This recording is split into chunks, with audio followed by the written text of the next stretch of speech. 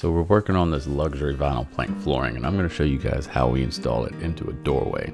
Generally you want to use a full piece in the doorway, but our layout's already set, so we're going with it. We're going to start by taking off the door. You'll see in a second how it's just much easier to do this. You don't have to open and close it 60 times to do your work and take your measurements.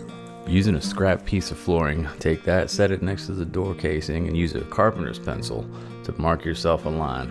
Doing that gives you a good 1/8 of an inch of play. That allows for expansion, and it allows you to lift the piece up a tiny little bit and get it locked in. We're going to use our oscillating saw here to cut that line, multi-tool, whatever you want to call it.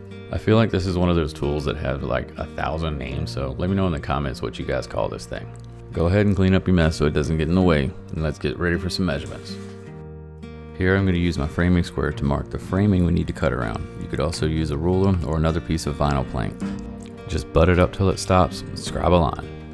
When you've done that, go ahead and mark yourself another 1/4 inch to give yourself a little bit of play. Remember, this stuff has a pretty good bit of expansion.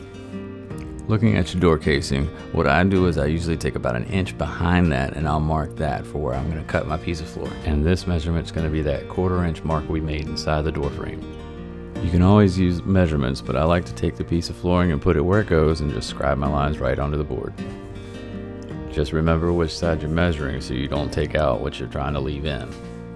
So another pro tip here, if I've got a board that I've got to rip down like this, then I'll set it flush with the board behind it where it goes, and then I'll take another piece, the same one I used to mark my lines, as long as it's not cut widthwise, you can do it. Set it right against that wall, and then you can scribe your line.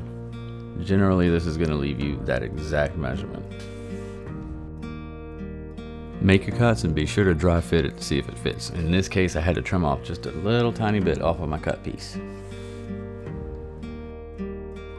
Now we're going to lock that piece into place. Lift up, do what you need to get that thing to go in. I use a beater block always just to make sure I don't snap the wood. This stuff is brittle and it will crack. Right here you can see you use my knee and a little bit of body weight to kind of push those seams together as I lock it into place. One thing I also do is I use a crowbar or a tiny little pry bar instead of that corner beater piece that always seems to bend. This is personal preference, to be honest. And now that we're locked in, we're going to double check, make sure there's no gaps that need caulking. If there are, we're going to rip it out and do it again. Get yourself a piece of shoe molding, 1/4 round, whatever you're using. Test it, make sure you're good to go. In this case, we're definitely good to go.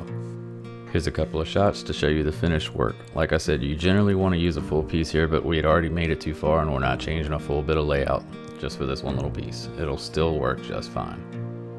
And that's that. If there's anything else you guys do differently, I'm always open ears to learn new things, so let me know in the comments. If you learned anything off of this, be sure to like and subscribe.